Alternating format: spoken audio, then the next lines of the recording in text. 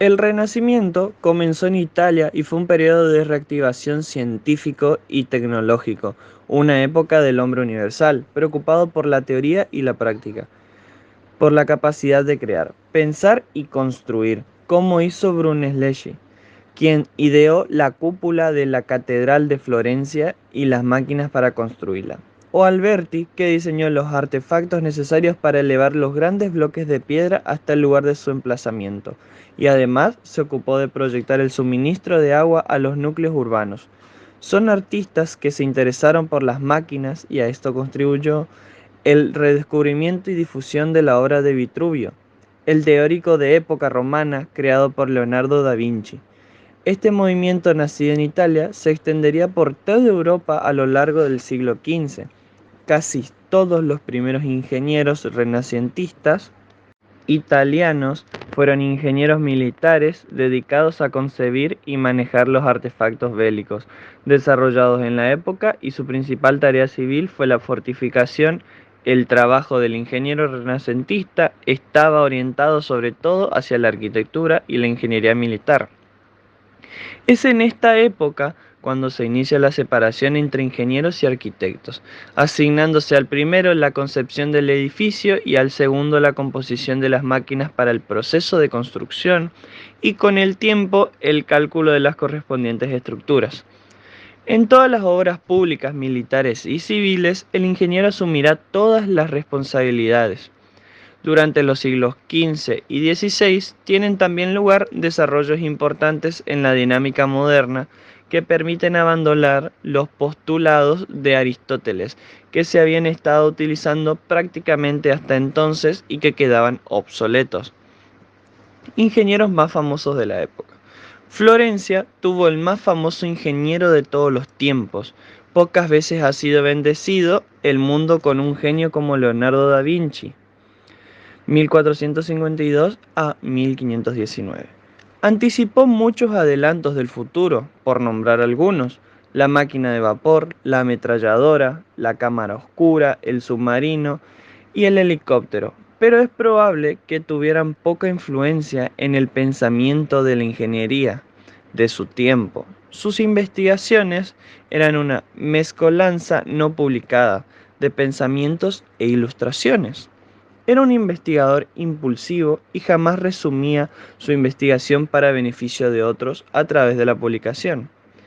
En sus cuadernos hacía la anotación de sus investigaciones de derecha a izquierda, posiblemente por comodidad, debido a que era zurdo. Da Vinci fue probablemente el primero en describir y utilizar técnicas experimentales que hoy día son empleadas en los laboratorios más avanzados. También se puede decir que fue Leonardo el creador del armamento tal como hoy se concibe. Inventó, entre otras, una máquina para hacer hincar pilotes.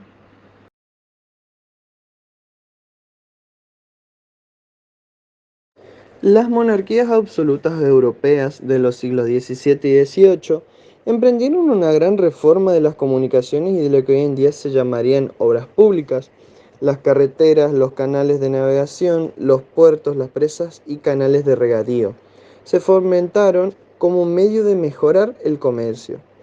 Aparece una organización estatal de carácter cuasi militar en la medida en que se precisa de una estructura con capacidad de control, jerarquía y disciplina, potenciándose la figura del funcionario al servicio del Estado.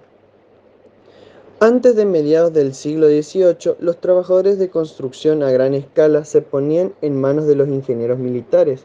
La aparición de la artillería y el auge alcanzado por la creación de plazas fuertes, en lo que se llamó Guerra de Plazas, hizo que se creara en los ejércitos un arma autónoma denominada Cuerpo de Ingenieros. La ingeniería militar englobaba tareas tales como la preparación de mapas topográficos, la ubicación, diseño y construcción de carreteras y puentes, y la construcción de fuertes y muelles.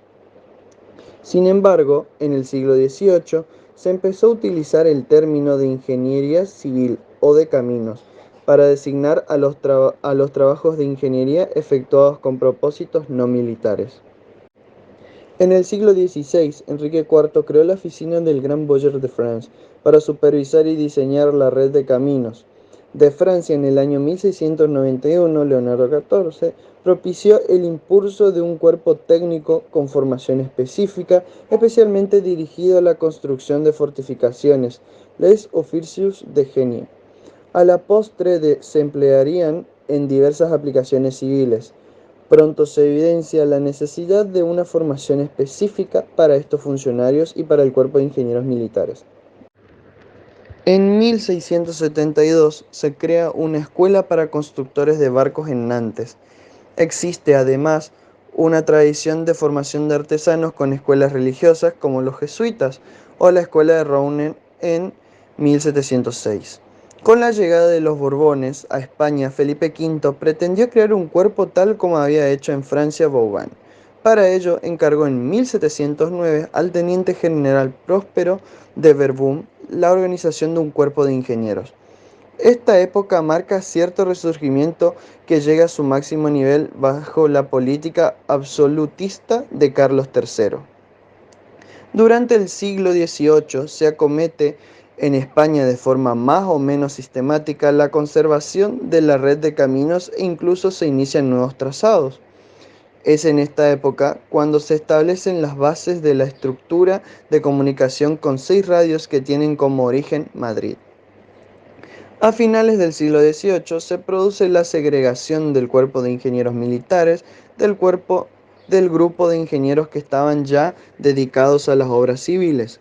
En el año 1799 se crea la Inspección General de Correos, Postas, Caminos y Posadas. Con ella se crea el Cuerpo de Ingenieros de Caminos y Canales del Reino. El segundo inspector general fue Agustín de Bettencourt y Molina. Durante el siglo XVIII los gobiernos europeos están dominados por el absolutismo. El encuentro de estos despotismos ilustrados con la filosofía social y política de la Ilustración propició el triunfo de la razón como propició el triunfo de la razón que, como hechos más notables, cuestionó el orden establecido y propició la independencia de los Estados Unidos 1776 y la Revolución Francesa en 1789.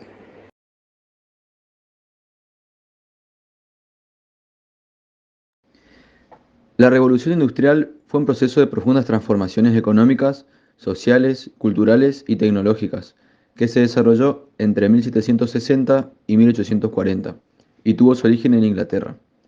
La máquina de vapor fue la base sobre la que se asentó todo el desarrollo que vino como consecuencia de la revolución industrial. Este invento fue posible gracias a algunos elementos como la existencia de combustibles como el carbón o el hierro. Las innovaciones que se produjeron en el campo permitieron un aumento de productividad, que significó la producción de más alimentos. Este proceso se conoció como la revolución agrícola, dando como resultado un aumento de la población. La producción mecanizada generó un descenso del trabajo artesanal. Esta nueva forma de producción dio lugar a que los talleres fueran desplazados por grandes centros fabriles. Esto incidió en que se produjese un aumento de la producción en diferentes tipos de productos, especialmente en el textil. La primera revolución industrial se caracterizó por lo siguiente: gran aumento de la producción mecanizada, cambios en la estructura social, expansión económica e industrial sin precedentes, incremento de la productividad gracias al avance de la tecnología, importantes mejoras en los medios de transporte, fuerte aumento de la población urbana, cambios en el hábito de consumo, transformación de la estructura productiva, transición del sector primario al sector secundario, sobre todo textil y metalúrgico, y el impulso del carbón como fuente de energía principal. Entre los inventos más importantes de la revolución industrial podemos destacar los siguientes: máquina de hilar, máquina de vapor, barco de vapor, ferrocarril, la bicicleta y la máquina de escribir.